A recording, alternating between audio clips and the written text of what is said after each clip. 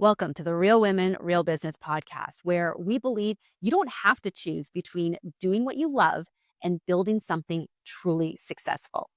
Each episode, we cut through the noise to show you exactly where your energy should go, how to eliminate what's keeping you stuck, and most importantly, how to tell the difference between what's actually making you money and what's just keeping you busy. Around here, we're all about helping you to work smarter, build stronger, and dream bigger. You've already built something amazing, but if it feels like you're stuck in a cycle of back-to-back calls, half-finished launches, and late nights just trying to catch up, you're not alone. Most women start their businesses with passion and drive, but somewhere along the way, they start settling for good enough. They want more, but worry it will cost them too much. And let's be honest, we spend so much time thinking about how to help others, we start feeling guilty for wanting to build real wealth or prioritize our own goals. That's exactly why I created the Real Women, Real Business Mastery Program to help ambitious women like you stop settling for just enough and start building a business that's truly aligned, where passion, profits, and progress work together, because making more doesn't mean sacrificing more. It means building smarter with the right support and the right strategies. If you're ready for sustainable success in a business you actually love running, book your free coaching assessment at aboutShaunaLynn.com/coachmate. Let's explore what's possible together.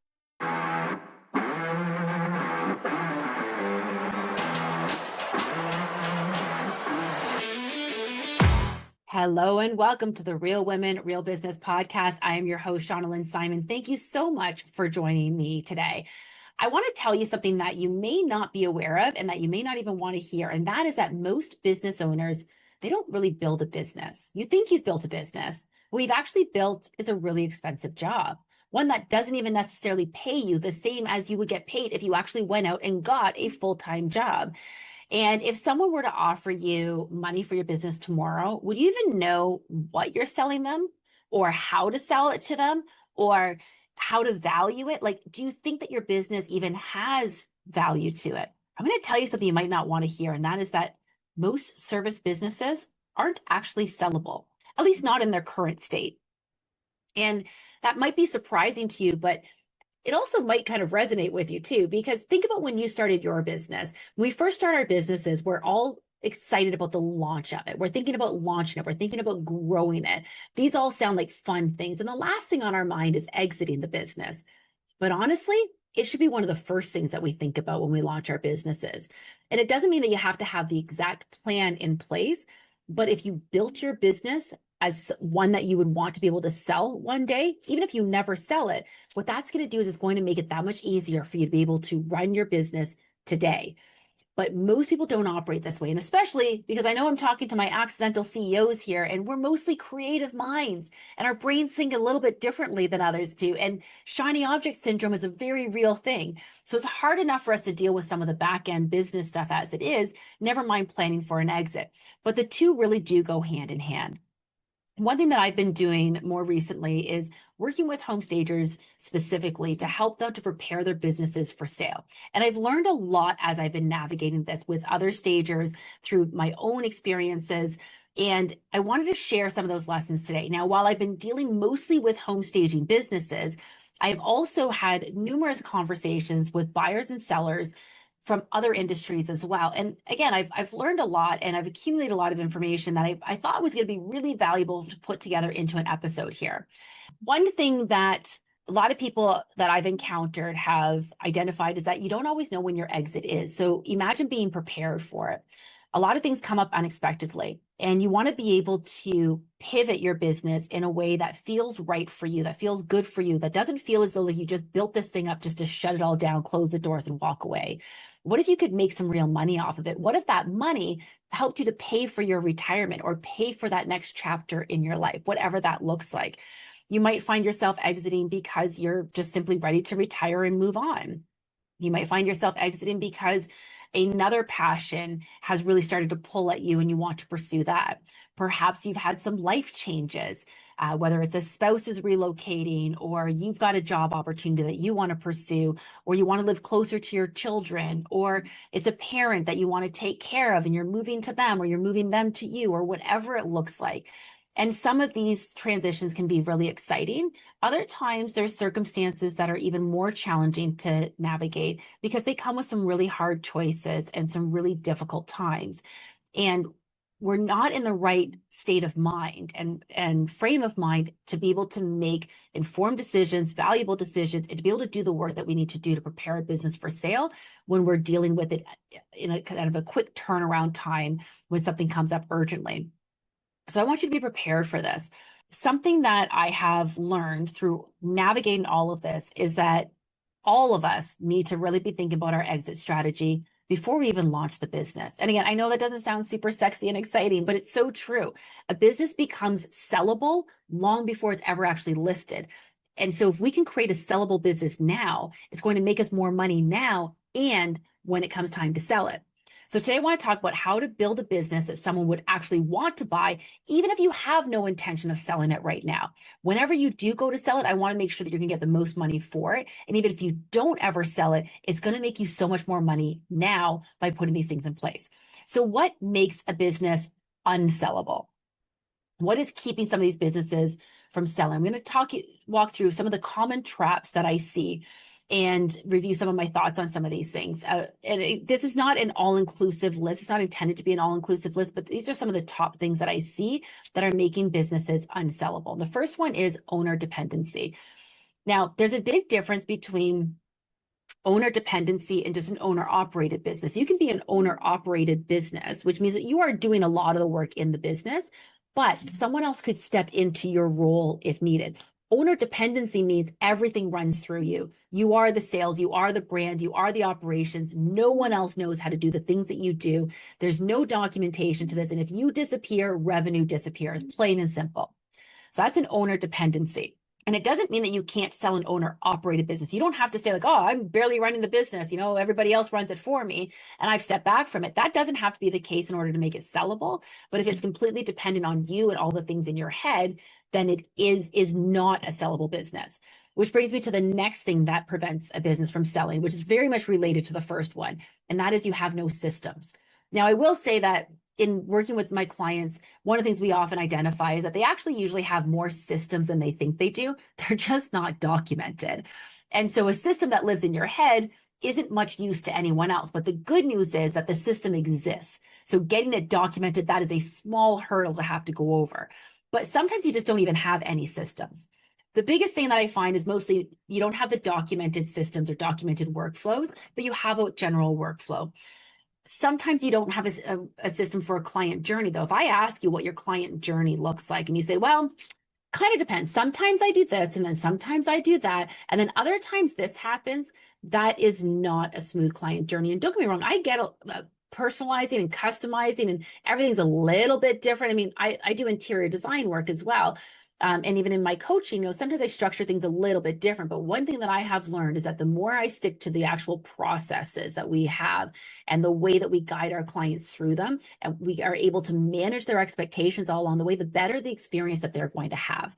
So when I say no systems, I'm talking like you don't have any documented workflows, you don't have a standard client journey, you don't have a consistent pricing strategy. You just kind of pull numbers out of the air, or you have a kind of sort of system, but it only makes sense to you. And everything just lives in your head. You cannot sell what isn't transferable. So the next thing that I would say helps, tends to make a business unsellable is an emotional identity attachment. Now, if you're a home stager listening to this one's going to especially resonate with you, I think, because think about what we do on a daily basis as home stagers. So for those who don't know, I had a previous life as a home stager for about 15 years, operated a top producing home staging business. And one of the things that we're doing as a home stager is we're helping the sellers of their homes to disconnect personally and emotionally from their actual home. And this is exactly what we need to do with our business. You have this emotional identity attachment to like, this is my baby. No one else can do it like me. And if I'm not a stager, if I'm not an interior designer, if I'm not a marketing creative, I don't know who I am. That's going to lead to a fear of letting that go. And this is going to create an unsellable business, because if you feel like no one else can do it like you can, then you're not going to build the team, the structure, the systems and processes to support the work that you do. Because if you say that everything's just a creative flow and you just kind of figure things out as you go and every day is a little bit different, that's great. But if there isn't something that someone else can follow, the day that you can't do this anymore is the day that you lose your revenue stream, plain and simple. So buyers don't necessarily want you and your personality, but they do the structure and the things that are inside your head. So the next thing, and these are in no particular order, I should say. This is not ranked in order of how I see these things. These are just kind of, I'll say I've got 6 items here that talks about kind of like what I'm seeing in unsellable businesses. And the next one is financials. And this is a big one. I see this constantly. Financials are a mess. And what I want you to understand is that you can't go back and fix previous financials. Once you file those tax returns, you're not going back and fixing your financials. What do I mean by fixing financials? What do I mean by financials are a mess? Well, there's different variations of how this looks. For some, it's literally like receipts in a shoebox. And I'm going to assume that most people who are listening to this podcast, you're usually making at least 5, 6 figures, possibly 7 figures. So chances are you have some sort of accounting system, whether you're doing it yourself or you have a bookkeeper, CPA. So that's step 1, is getting that accounting system. But step 2 is making sure that your books are easy and clear for someone to read. If you have things like a miscellaneous account that you just throw a bunch of expenses into each month, that's not going to be clear for someone else. If you pile all of your marketing expenses together, but you can't really identify what they were all for, even behind the scenes. So it might not be clear on your P&L, but you should have the accounts broken down behind the scenes. That's going to be helpful. Maybe you have a couple of different businesses rolled up into one, and all of the revenue and the expenses are all kind of just melded together. Or maybe you're running personal expenses through the business. Oh, big no-no on that one. Unless, I mean, I shouldn't say that. It's not as black and white, I suppose, as that, but this is not intended to be a financial conversation about how to get your books in order. I will save that for a whole other episode where I will bring on a very special guest to help with that. But when I'm talking about your personal finances, I'm talking about things that are not related to the business whatsoever that you're running through the business. So that's a little bit about what's going to make your financials look a little messy and unclear to a potential buyer. So ideally, you want to have a minimum of 2, preferably 3 years of what we call clean financials. And like I said, you can't go backwards. So if you're thinking of selling in a few years, let's start now. Go book a meeting with your CPA, your bookkeeper, and say, hey, I'm thinking about selling my business in a few years. What do I need to know from a book standpoint? Or if you have any questions, of course, get in touch with me as well. This is something I'm literally working on with other clients. The next one is that your pricing isn't standardized. It's a guess. You need to have a standardized pricing system. Even if there's still a little bit of massaging and guesswork that goes into it, you need to have a system of some sort that tells you what you're pricing each item as. But ideally, what I'm going to tell you what buyers really want to see, they want to see that you actually know how much profit you're making on an individual job. They want to see how much profit you're making each year. And even if you don't think you're profitable, there's a chance that you actually are more profitable than you think you are, even if the numbers aren't showing. And again, there's ways of understanding what a buyer is going to be reading in your financials. That's a whole other conversation. But I want you to, if your pricing isn't standardized and it's just a guess, you don't know how much money you're making on that, you don't know what your overhead is, and it goes back to your messy financials again. The other thing that I see that makes a business unsellable is having no real brand. So people are like, I don't even have a website. I have an Instagram account, but I don't really even post on it. I just do everything through referral. That's great. But those referrals are coming to you. What happens when you leave the business now? So you want to make sure that you have an actual brand identity beyond just an Instagram account. So setting up that website, creating a real presence, setting up your Google profile, and making sure that people can actually find you and build some traction. Even if you're still getting your business through referrals, this will allow another potential opportunity to increase the traffic for your business. I'm not telling you got to do all the things for marketing, that you don't need to be posting on social media every day or running meta ads or any of those types of things. I'm just saying you need to have a greater presence. So let Google start finding you, start building up a little bit of SEO juice on there, get some reviews and testimonials, because again, that's going to help when it comes to transferring that business. Okay, so now that we've talked about the things that I'm seeing that are making a business unsellable, let's talk about some things that make a business sellable. And you're probably thinking like, that's kind of the reverse of those items. And in some cases it is. But I think I've got 4 items I'm going to cover here that I really want to touch on that I think make things most important. So the first one is documented processes. So again, we've already talked about the flip side of this, but what does it actually look like to have documented processes? This means having what we call SOPs, or standard operating procedures. Your standard operating procedures are essentially a manual of how to do all the things in your business. So those things that you do on a regular basis that are just kind of muscle memory for you, you're going to document those and write them down. Now, before you say like, oh, that sounds so daunting, how am I possibly going to do that? You don't have to be the one who actually writes them down. They just need to get documented. You might create a voice note, an audio note, and have it transcribed. You might hire a VA to help you with some of these things. You might just do everything as a video and throw those all somewhere that someone else can find them, but they need to be documented somehow. So you got your SOPs. This means having some templates in place. Let's not recreate the wheel every single time. Having a standard way that you create proposals and you send proposals, having templates for them, but not just templates for the proposals themselves, but also the whole journey of like the email that you send out when you send out a proposal, all of that. It means having pricing calculators to be able to figure out your pricing. It means having communication systems. What does that look like? A communication system is not only like the medium that you're using. So is it email? Is it text? Is it phone? But it's also the way that you're communicating, when you're communicating, how you're phrasing things to the clients. What are some important things that you're providing? So this means creating maybe some standardized messaging, some standardized email templates that you're either copying and pasting each time, or putting it into an automated workflow system as well. Your buyer wants clarity of your processes, so the more you can show them, the better. Then I also want you to keep this in mind. The more you have this documented, the easier it is to train other people to do elements of your job. So you might think like, oh, but I do all the things in my job, or I always have to do this. I will tell you, there are certain tasks that I am the only one who does them, and I don't foresee anyone else doing them, but I still documented the process for it. You know why? Because I don't want to have to remember it, especially if it's something I'm only doing once a month, once a quarter, or even once a year. So the more you can start documenting these processes, the better. Quick little pro tip on this one, though, is you're not going to sit down one day and say, today's the day I'm going to document all my SOPs. No, just the next time you go to do something, document it. You can create a little screen share video as you're creating your next invoice. You can record a little audio note the next time you have a client conversation, sales conversation that you want to document. You can create a little email template after you send an email to a client, say like, oh, I'm going to use this as a template next time I send the same email. It's really that simple. Okay, so the next thing that's going to help to make your business sellable is by having a repeatable client experience. And again, this kind of goes back to your processes, right? We talked about the client journey. If it changes every single time, if there's a lack of consistency there, that's going to be disruptive for you, for the clients, and make it very difficult for you to train anyone else to be able to do this. So what does a repeatable client experience look like? It means that you have defined brand standards. This is your quality control. What does this look like? And we think about this in terms of products all the time, of what quality control looks like.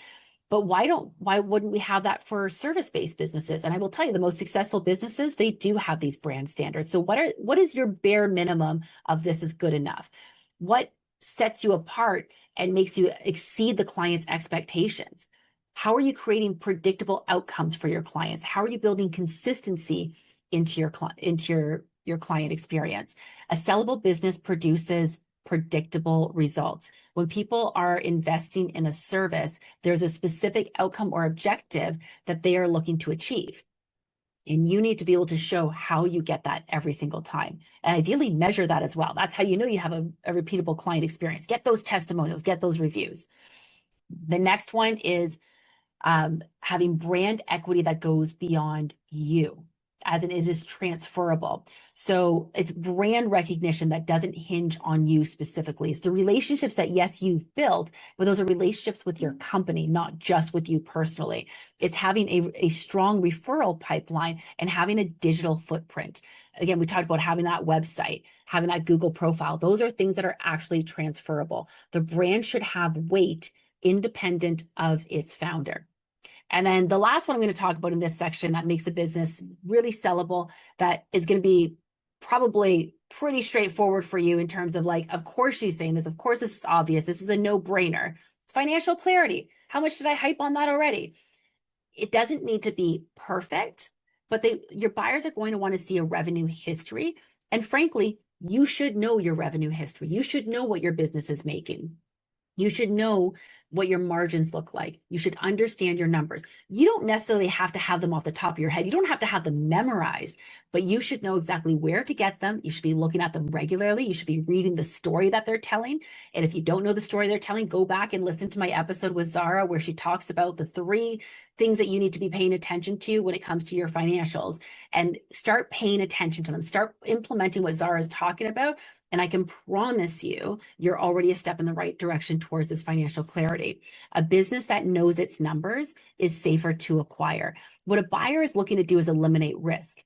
And let's think about it. Don't you want to eliminate risk as well? You want to eliminate as much uncertainty as you possibly can, and you can get that clarity from your numbers. All right, now before we go any further, we're just going to take a quick break, and I'll see you back here in just a moment. We'll be right back after this quick message. This episode of the Real Women, Real Business podcast is brought to you by, well, potentially you. Are you a brand or service that supports passionate female entrepreneurs who are ready to turn their vision into profit without the stress and overwhelm? Perhaps you're an accidental CEO yourself, now on a mission to make work and life easier for fellow passion-driven boss ladies. Our podcast is experiencing an exciting 30% month-over-month growth, reaching entrepreneurs who are building stronger, working smarter, and dreaming bigger. We have limited partnership opportunities available for brands that align with our mission of redefining how working hard looks and feels. Visit aboutShaunaLynn.com/partner to learn more about becoming a partner in our rapidly growing show. And welcome back to the Real Women, Real Business podcast. All right, welcome back to the Real Women, Real Business podcast, where we're talking about what it takes to create a sellable business and the great side effect of creating a sellable business. Because if you're thinking like, oh, I'm going to tune this out right now because I'm not planning on selling my business for a few years, I'll come back in a few years when I'm ready to sell. Well, the great thing is about preparing your business now for sale is that it also makes you more money now. But then the other part of that is that you actually need to be thinking about selling your business at least 2 years in advance, ideally, in order to really maximize it, in order to ensure that you've got the right things in place. So why should you build this way, even if you never sell? Well, I've kind of already talked about this a little bit, because building a sellable business is going to help you to reduce your burnout. It's going to help to force more clarity in the way that you do things. And what I love about the clarity that this brings is it also helps you to challenge some of the ways that you're doing things. If you've been kind of coasting along and just doing things the same way all the time, just because that's how you've always done it, it's really easy to get stale in your business and potentially lose some of your market share. But if you are constantly reevaluating and reviewing your processes and how you're doing things, it's amazing the ideas that you can come up with. You can be innovative. You can be a leader in your field because you are so on top of this. It also helps to make delegation so much easier. And, we've talked about this in several different episodes on this podcast. And of course, if you've taken any of my trainings, we've probably talked about delegation. And I think a lot of people think of delegation of like, oh, I have to hire this big team, but that's not necessarily what it looks like. The reality is that a lot of us are spending our time, and me included, I continue to catch myself on what can I delegate today? What no longer belongs on my plate? Because we're spending our time on $20 an hour tasks when we should be spending our time on the $300 an hour tasks, right? So the more we can get in place now, the easier it is to delegate. So even if you're like, I really don't have the funds right now, great. Think of how easy it's going to be when you do. Growth can happen unexpectedly. I was speaking with someone on the podcast just recently. Actually, it's an upcoming episode. I apologize. It's an upcoming episode. And she was sharing how an influencer shared her product and all of a sudden sales just skyrocketed and absolutely boomed. And she was completely unprepared for it. So imagine that happens to you. Don't you want to be ready for that kind of growth? You need to be able to easily delegate.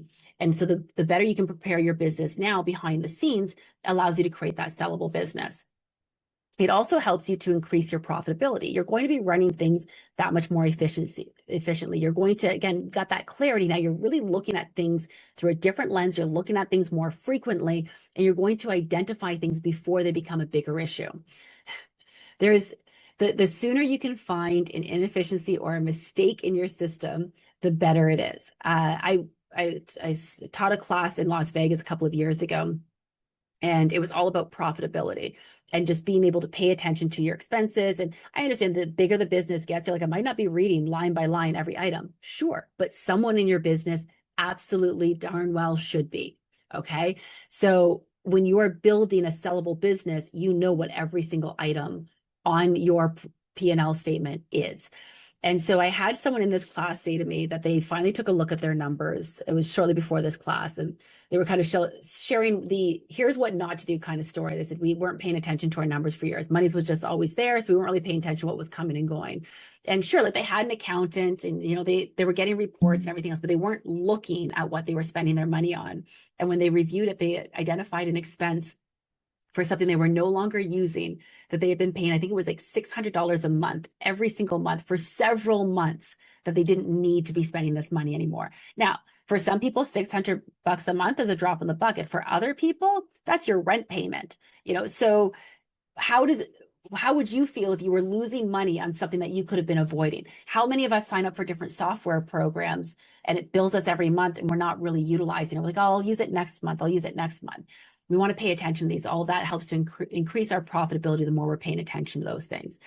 And then creating a business now that's going to be sellable later provides you with options. And options really is power. You're not building the business to exit, but you're building it so you could, if you needed to, if you wanted to.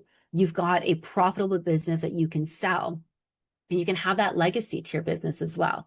And that changes how you build your business today, how you lead your business today, and the conversations you're having with your team. Now, to be clear, I do not suggest, and I talk about this in the boot camp that I actually run. I run a Sell Your Staging Business boot camp. If you're interested, feel free to reach out to me. I'll give you details about our next cohort.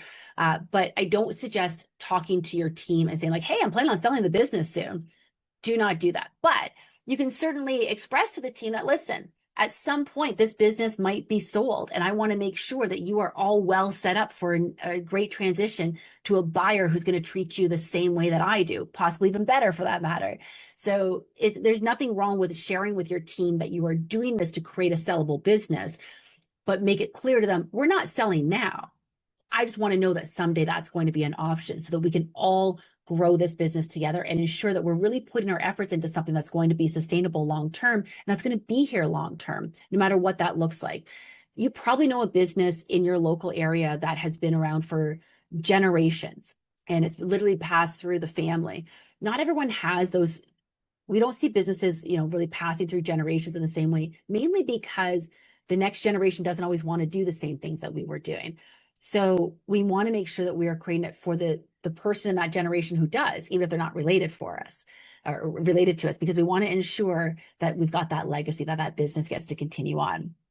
So I stepped back from staging a few years back in 2023, and I made the decision not to sell the business. And I could go on for days about the reason for that decision. But one of the biggest things was that I was maintaining my interior design business, and I wanted to maintain my client list and the brand that came with it. I wanted to be able to still filter my referral sources. Like that was a big part of my referral sources.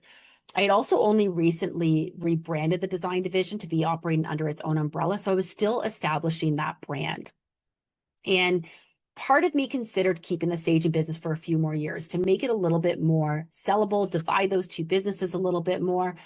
But ultimately, based on some of the life situations that I was navigating, it made the most sense to sell the staging business at that time. I made the mistake of talking to my team about it, and my team was very upfront and flat out. We do not want to be part of a sale. If you sell the business, we're gone. We're not going to stick around for it. So now I'm selling a business that doesn't have any actual operations. And I had not been operating the business myself for a great deal of time at this point. I was doing a lot of things behind the scenes still. I was still CEO of the business, but I wasn't a part of the day-to-day executing of the individual services of the staging business. And so while I think I had a very sellable business, we had documented systems, we had great profitability. The books could have used a little bit of cleaning as well. So when I started taking a look at that, I realized even though I had separated the revenue and the expenses as much as possible a few years before that, my bookkeeper hadn't done it quite as cleanly as I had hoped. And there was still a lot of things that were unclear and kind of thrown into miscellaneous. So I would need a couple of years to clean that stuff up. And I wasn't overly prepared to be doing that. So I had a ton of brand equity in the business that ultimately I decided to keep for myself and use in another business. Do I have any regrets about that? Honestly, some days, yeah. Some days I wonder what I could have actually sold the business for. But by the time I was ready to leave, I wasn't willing to put in the effort to really get it to the state that it needed to be in. And I mean, further to that story is that simply that back in pre-COVID, I was planning on selling the business in a few years, and then COVID hit, and we did a lot of restructuring. And so by the time things kind of started back up again, I just wasn't willing to put that effort into things. So uh, originally I did have the plan back in about 2020 to put in a 3-year, to spend 3 years preparing it for sale. And by the time those 3 years were up, I was like, I just kind of just want out at this point. I hadn't had the time to actually put things in place that I had hoped because of all the changes that COVID had brought. Anyway, at the end of the day, this is not about my story of what I did with my business. Like I said, I learned some great lessons from it, but I've been helping other stagers to navigate this. And I've also helped buyers to buy staging businesses as well, or to evaluate a business that they're planning on buying so they can have a nice smooth transition. And there's a very big difference between operating a business and building a transferable asset.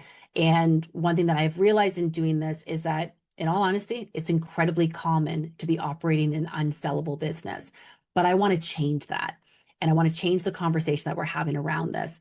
It's been fascinating to see how much stronger a business can become when the systems are clear.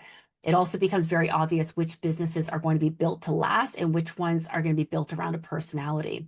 And so I want to help people build more businesses to last, even if it outlasts them and what they're doing. So I do have a boot camp, as I mentioned, for home stagers specifically.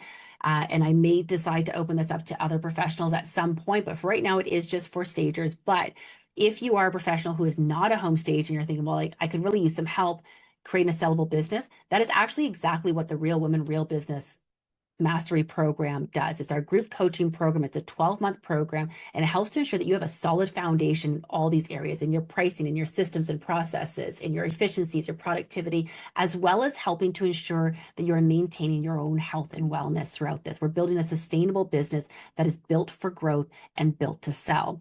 We don't necessarily cover specifically all the ins and outs of actually selling a business in the training program.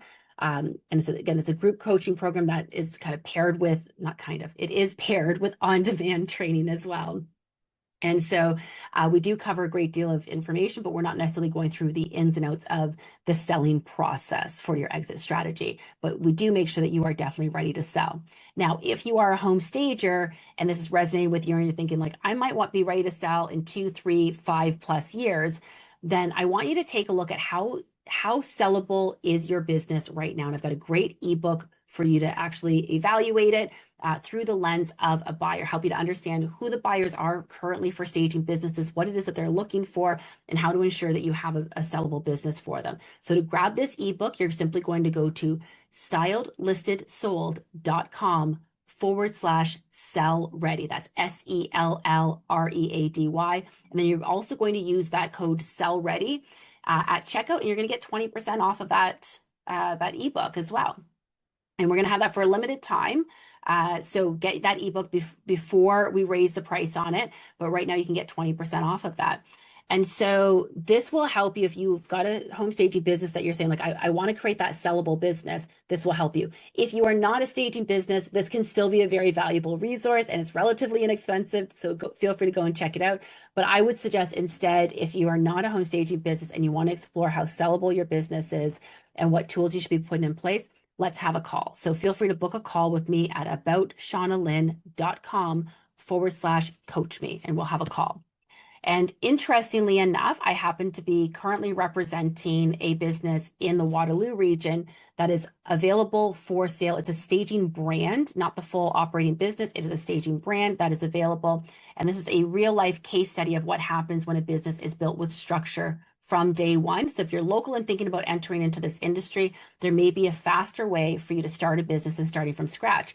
And this is also an important note to think about is, why would someone want to buy my business? You know what it took to build your business, right?